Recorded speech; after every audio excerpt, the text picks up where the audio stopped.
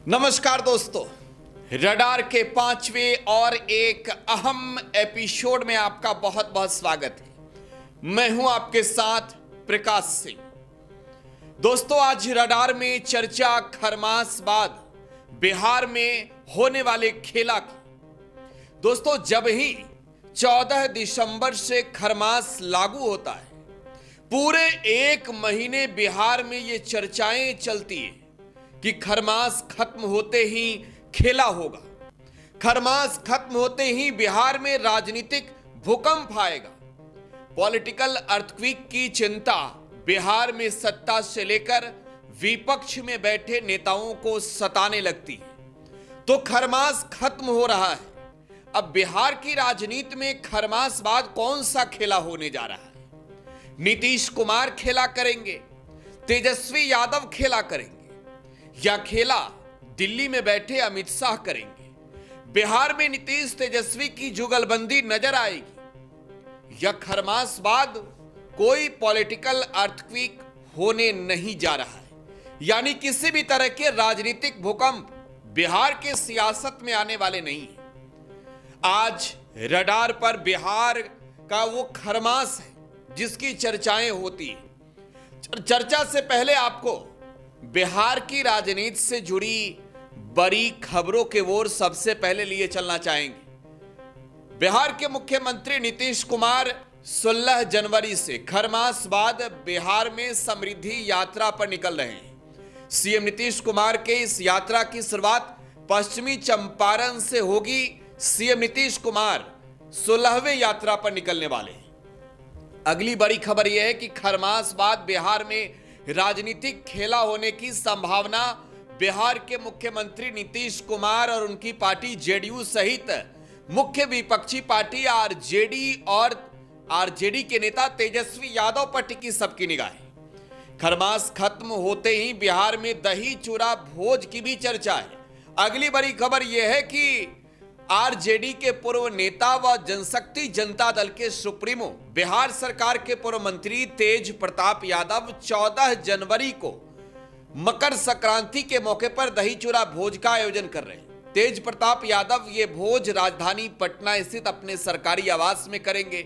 सबसे बड़ी बात की तेज प्रताप यादव ने इस भोज को लेकर बड़े स्तर पर तैयारी की है। सत्तारूढ़ दल के नेताओं से लेकर मुख्य विपक्षी पार्टी जो उनकी पूर्व पार्टी है आरजेडी के सुप्रीमो तक को तेज प्रताप यादव ने आमंत्रित किया है। बिहार के डिप्टी सीएम से लेकर आरजेडी के सुप्रीमो व तेज प्रताप के पिता लालू प्रसाद यादव के भी इस कार्यक्रम में पहुंचने की है चर्चा। इससे बड़ी अगली खबर यह है कि बिहार विधान मंडल का बजट सत्र शुरू होने जा रहा है। 2 फरवरी से यह बजट सत्र चलेगा और 27 फरवरी तक बजट सत्र चलने वाला है। 27 फरवरी को इस बजट सत्र का समापन होगा। नीतीश कैबिनेट की बैठक में एक अहम और बड़ा फैसला हुआ है। अगली बड़ी खबर यह है कि नीतीश कैबिनेट ने बिहार के बुजुर्गों को लेकर बड़ा फैसला लिया है। 80 वर्ष से उम्र के ऊपर के बुजुर्गों को अब जमीन संबंधित रजिस्ट्री के लिए रजिस्ट्री ऑफिस का चक्कर नहीं लगाना होगा, बल्कि सरकार ने उनके लिए पहल की है कि घर बैठे ही निबंधन की पूरी प्रक्रियाएं होगी। इससे बड़ी अगली खबर यह है कि जनसुराज पार्टी को बड़ा झटका लगा है। दरअसल बिहार विधानसभा चुनाव में 243 सीटों पर चुनाव लड़ रही जनसुराज के कई कैंडिडेट्स को लेकर चर्चा है और उनमें एक नाम है रितेश पांडे का। भोजपुरी सिनेमा जगत से आते हैं, गायक हैं, नायक हैं और उन्होंने जनसुराज पार्टी चुनाव से पहले ज्वाइन किया था। करगहर विधानसभा सीट से जनसुराज पार्टी के टिकट पर वो चुनाव भी लड़े। हालांकि उन्होंने अब जनसुराज पार्टी से इस्तीफा दे दिया है। तो ये कुछ बड़ी खबरें हैं, लेकिन अब सीधे बात रडार में खरमास बाद खेला की। तो दोस्तों, खरमास अब खत्म हो रहा है। खरमास को लेकर यह कहा जाता है कि खरमास में पूरे एक महीने किसी भी तरीके की नई शुरुआत नहीं होती है और बिहार में खरमास की चर्चा राजनीतिक रूप से भी होती है। दही चूड़ा के भोज के बहाने बिहार में सियासत की नई विसात बिछाई जाती है। चर्चाएं हर बार ये होती है कि खरमास खत्म होते ही बिहार में बड़ा राजनीतिक भूकंप आने वाला है और इसका उदाहरण भी बिहार की राजनीति में शामिल लोगों ने देखा है। बिहार की जनता ने भी बखूबी खरमासवाद के खेला पर हमेशा गौर जमाए रखा है। नीतीश कुमार ने इससे पूर्व 2024 में खरमास खत्म होने के बाद महागठबंधन से नाता तोड़ लिया था। सीएम नीतीश कुमार एनडीए के साथ चले गए थे। साल 2022 में नीतीश कुमार ने महागठबंधन का साथ अपने साथ लिया था और नीतीश कुमार ने महागठबंधन की सरकार बनाई थी। एनडीए से नाता तोड़ने के बाद कुल 17 महीने नीतीश कुमार महागठबंधन के साथ रहे। फिर खरमास के बाद वर्ष 2024 में नीतीश कुमार ने महागठबंधन को बाय बाय बोला, एनडीए के साथ गए और एनडीए के साथ मिलकर न सिर्फ उनकी पार्टी जनता दल यूनाइटेड ने बिहार में लोकसभा का चुनाव लड़ा बल्कि विधानसभा का भी चुनाव लड़ा। लोकसभा के चुनाव में जेडीयू को बड़ी जीत मिली। बीजेपी की बराबर सीटों पर जेडीयू ने जीत हासिल की। 12 सीटें बिहार में जेडीयू ने भी जीती और 12 सीटें बिहार के लोकसभा चुनाव में 40 में से बीजेपी ने भी जीती। और नीतीश कुमार इसके बाद विधानसभा के चुनाव में बिहार में बड़ी जीत की छलांग लगा चुके हैं। अब सवाल यह कि खरमासवाद क्या होगा। तो देखिए, खरमास खत्म होने वाला है और सबकी निगाहें खरमासवाद के खेला की ओर है। तो मैं सबसे पहले आपको यह बताऊं कि बिहार में राजनीतिक प्रतिक्रियाएं काफी अहम है। खरमासवाद खेला होने की चर्चा में जेडीयू के ओर से आई वो प्रतिक्रिया जिसमें यह दावा किया गया कि आरजेडी और कांग्रेस के कई विधायक उनके संपर्क में हैं। हालांकि विधानसभा में इस बार आरजेडी तीसरे नंबर की पार्टी है और आरजेडी के विधायकों की संख्या मात्र 25 है। लिहाजा कांग्रेस और आरजेडी पर एनडीए की नजरें है। तो चर्चा यह भी होती है कि दल भी टूटेंगे, दिल भी जुटेंगे और किसी के दिल भी टूटेंगे। खरमासवाद की चर्चाओं में एक चर्चा यह भी है कि नीतीश कुमार का मन बिहार में एनडीए के साथ नहीं लग रहा है। यानी बिहार बीजेपी और लोक जनशक्ति पार्टी रामविलास हम और आरएलएम के साथ जो जेडीयू का गठबंधन है, इस गठबंधन में नीतीश कुमार खुद को सहज महसूस नहीं कर रहे हैं। नीतीश कुमार का मन एक बार फिर से व्याकुल है। नीतीश कुमार को लेकर यह चर्चा है कि बीजेपी के प्रेशर पॉलिटिक्स के वजह से नीतीश कुमार बीजेपी के साथ अब आगे रिश्ता लेकर जाना नहीं चाहते। ऐसे में जोर घटाव और गुना भागा गणित करें तो नीतीश कुमार की पार्टी जेडीयू को लेकर चर्चा यह है कि जेडीयू फिर से महागठबंधन के साथ जाएगी और महागठबंधन के साथ मिलकर बिहार में सरकार बनाएगी। चर्चा यह है कि नीतीश कुमार अगर इस खेमे में आते हैं तो विधायकों की संख्या बल उतनी पुरने नहीं देगी बीजेपी, क्योंकि बीजेपी की नजर बिहार में महागठबंधन के अंदर कांग्रेस से लेकर लेफ्ट और आईपी गुप्ता की पार्टी आईआईपी से लेकर बीएसपी तक पर है। खैर, जेडीयू भी इन दलों पर निगाहें गड़ाए हुए है। तो रडार में अब विस्तार से समझाते हैं कि कैसे क्या होगा। खरमासवाद खेला होने की चर्चा है तो उस खेला में नीतीश कुमार को लेकर चर्चा है कि खरमासवाद नीतीश कुमार पलटी मारेंगे, नीतीश कुमार महागठबंधन के पक्ष में आएंगे। तो विधायकों का गणित पहले समझना जरूरी है। आज नीतीश कुमार अगर एनडीए के साथ हैं तो वो गणित किस तरीके का है जरा एक बार देखिए। आपके मोबाइल स्क्रीन पर मैं दिखा रहा हूं, बिहार में एनडीए के विधायकों की संख्या, सबसे बड़ी पार्टी आज की तारीख में सबसे बड़ी पार्टी है बीजेपी, जिसके कुल 89 एमएलए हैं विधानसभा में। दूसरे नंबर पर है जनता दल यूनाइटेड जिसमें 85 एमएलए हैं और इसके अलावे एनडीए खेमे में एलजेपीआर के 19 एमएलए हैं। एचएएम हिंदुस्तानी अवाम मोर्चा के कुल 5 एमएलए हैं। इसके अलावे आरएलएम के कुल 4 एमएलए हैं और ऐसे संख्या बल अगर आप देखें तो 202 का आंकड़ा है जो एनडीए के पास है आज की तारीख में। अगर नीतीश कुमार इस आंकड़े को तोड़ते हैं, अगर नीतीश कुमार महागठबंधन से अपने रिश्ते खत्म करते हैं, एनडीए से माफी चाहूंगा, तो नीतीश कुमार महागठबंधन के पक्ष में आएंगे। तो महागठबंधन में मौजूदा समय में विधायकों की स्थिति क्या है यह समझने की जरूरत है। जरा एक बार वो ग्राफिक्स देखिए, आपको दिखा रहा हूं।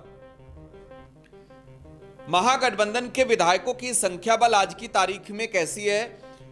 आरजेडी के कुल 25 एमएलए हैं, कांग्रेस के 6 और सीपीआईएमएल के 2 एमएलए हैं। इस हिसाब से अगर आप देखें तो CPIM के भी 1 MLA हैं, तो कुल विधायकों की संख्या है 34। आज की तारीख में महागठबंधन के अंदर ये वो दलों के विधायक हैं जो स्टेबल तरीके से हैं, क्योंकि मैंने IIP party, Indian inclusive party, जो IP गुप्ता की पार्टी है, उनका गणित इसमें नहीं जोड़ा है, क्योंकि IP गुप्ता को लेकर भी चर्चा है, तो उनकी भूमिकाएं बड़ी होगी। लेकिन महागठबंधन के ये कुल वो 35 विधायक हैं जो आज की तारीख में काफी मजबूती के साथ एक विपक्ष की भूमिका निभाने को तैयार है। लेकिन बिहार के चुनावी दंगल में असदुद्दीन ओवैसी की पार्टी ने भी भूमिका निभाया, तो बिहार में अगर खेला होगी तो उनकी भी भूमिका होगी। जरा एक बार अगली ग्राफिक्स देखिए कि किसकी भूमिका बड़ी है। तो ये जो संख्या बल आपको मैं दिखा रहा हूं, यह संख्या बल है असदुद्दीन ओवैसी की पार्टी ऑल इंडिया मजलिस इत्तेहादुल के कुल 5, इंडियन इंक्लूसिव पार्टी के 1, बहुजन समाज पार्टी के 1, यानी ये कुल संख्या जो है वो 7 है। तो ये 7 विधायक जो इधर के खेमे में हैं, इनकी रणनीति बहुत बड़ी होनी है। इनकी रणनीति आप कह लीजिए कि बिहार की राजनीति में बड़ा खेला करने वाला है। खैर, ये दलीय तौर पर तो बिहार की राजनीति को आपने समझा है, लेकिन आगे समझने की जरूरत यह है कि विधायकों को तोड़ने का गणित कैसे बीजेपी और जेडीयू सेट करने वाली है। देखिए, पहली खबर यह है कि नीतीश कुमार का मन नहीं लग रहा है, तो पहले इस बात की चर्चा कर ली जाए। बजट सत्र जो शुरू होने वाला है, यह माना जा रहा है कि बजट सत्र तो नीतीश कुमार एनडीए के साथ ही लेकर चलेंगे। बजट सत्र में नीतीश कुमार की party Janata Dal United NDA की खेमे में ही होगी, यानी अभी खरमास खत्म होते ही नीतीश इधर उधर के रणनीति पर काम नहीं करने वाले हैं। तो यह पहली खबर है और यह कंफर्म खबर है। दूसरी ओर तेजस्वी यादव, वो नेता जिनके ऊपर आज की तारीख में सबसे ज्यादा चर्चाएं हो रही है, जिनके बयानों की चर्चा है, जिनके नाम की चर्चा है और जिनकी तस्वीरें भी बिहार में उनके विरोधी खेमे के लोग ढूंढ रहे थे। तेजस्वी यादव आखिर क्या करेंगे? तो देखिए, तेजस्वी यादव को लेकर यह कहा जा रहा है कि जनता ने जो जनादेश दिया है, वो उस जनादेश के साथ ही चलने को तैयार है। लेकिन इन सब के बीच तेजस्वी की निगाहें अपने विधायकों पर भी है। वो इस वजह से कि अगर बीजेपी, जेडीयू ये खेला करती है विपक्ष के ओर तोड़ने की, तो आरजेडी के जो विधायक हैं, जो एमएलए हैं 25, वो सशक्त रूप से उनके साथ खड़े रहे। यह बड़ा मजेदार गणित है। इस गणित को बेहद ही समझने की जरूरत है, क्योंकि 6 एमएलए कांग्रेस के और कांग्रेस के एमएलए पर जनता दल यूनाइटेड और बीजेपी दोनों की निगाहें गड़ी हुई है कि कांग्रेस को कैसे तोड़ना है। लेकिन यहां रुकिए, एनडीए के अंदर भी बड़ा टूट होने जा रहा है। एनडीए के अंदर भी बड़ा खेला होने जा रहा है, और वो खेला जेडीयू नहीं बल्कि बीजेपी करने वाली है। तो उस गणित को आगे आपको विस्तार से समझाते हैं। देखिए, आईपी गुप्ता पर तो यह कंफर्म है कि आईपी गुप्ता नीतीश कुमार के साथ जा सकते हैं। खैर, शर्त है एक कि जो उनकी डिमांड है आरक्षण की, उससे नीतीश कुमार को मानना होगा। लेकिन अगर नीतीश कुमार नहीं माने तो आईपी गुप्ता रहेंगे विपक्ष में। विपक्ष की ओर से एक मजबूत चेहरा बन के वो लड़ेंगे, क्योंकि सिंगल दल के वो नेता हैं, अपने दल के इकलौते विधायक हैं। लिहाजा उनके लिए द्वार दोनों तरफ खुले, और नीतीश कुमार के द्वार ऐसे में और भी ज्यादा खुल जाते हैं। पल्ला किमारी का और ज्यादा खोल दिया जाता है जब कोई निर्दलीय होता है या फिर अपने दल का इकलौता विधायक होता है। तो बीजेपी से ज्यादा जेडीयू उन्हें सेट करने में लगी हुई है। दूसरी ओर बहुजन समाज पार्टी, जिसके एमएलए हैं पिंटू यादव।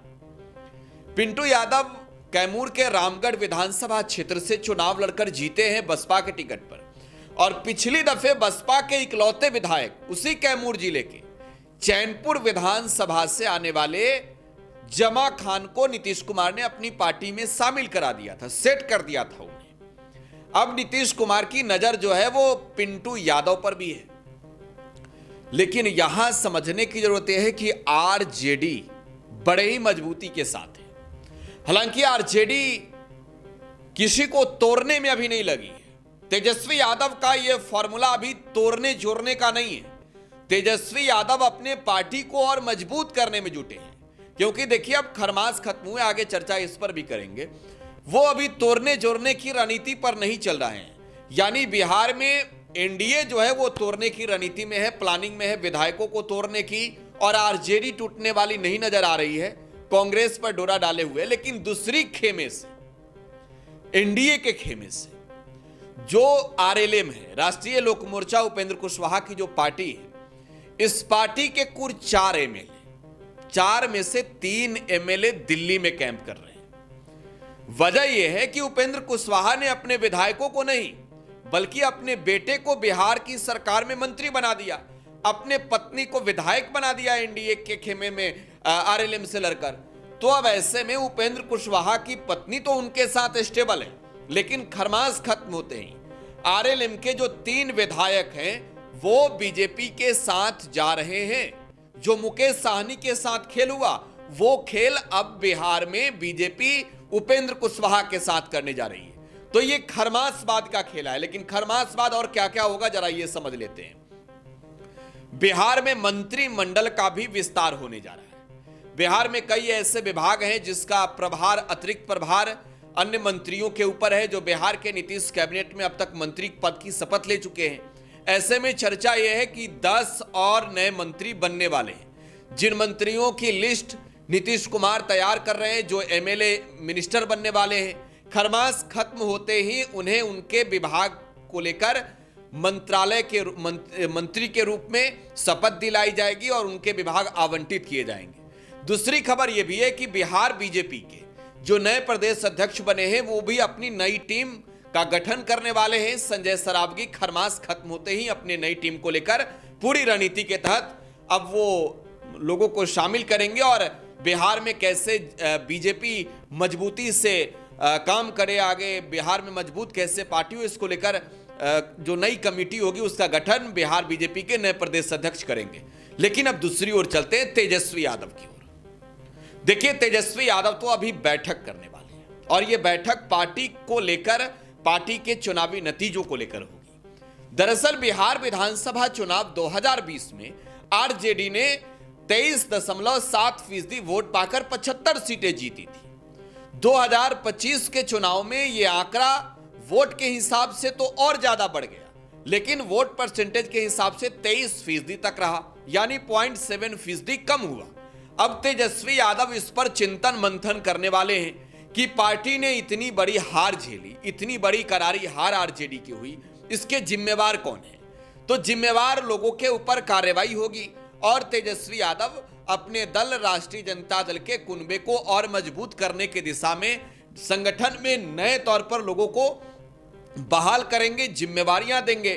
तो खरमास खत्म होते ही ये तमाम वो रणनीति जिसे अब सफल करने को लेकर जो है वो आगे तमाम वो राजनीतिक दल जो बिहार की राजनीति में सक्रिय रूप से है वो काम करेगी, जिसमें नीतीश कुमार की यात्रा, तेजस्वी यादव की रणनीति, तमाम चीजों पर सबकी निगाहें टिकी होगी।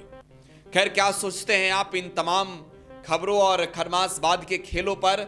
बताइएगा अपनी प्रतिक्रिया कमेंट बॉक्स में। रडार के आज 5वें एपिसोड में बस इतना ही। यूट्यूब पर अगर आप देख रहे हैं तो चैनल को सब्सक्राइब कर लें, फेसबुक पर देख रहे हैं तो पेज को लाइक कर लें, फॉलो कर लें, वीडियो को शेयर करें, कमेंट बॉक्स में अपनी प्रतिक्रिया दीजिएगा।